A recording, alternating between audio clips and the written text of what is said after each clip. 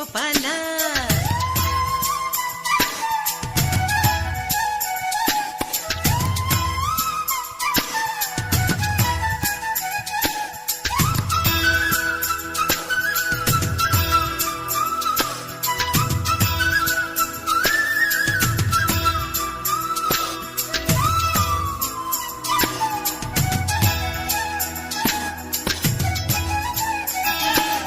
இந்த ஒரு பூவுக்குத்தான் அம்முலு ஏழுமலை தாண்டி வந்தேன்.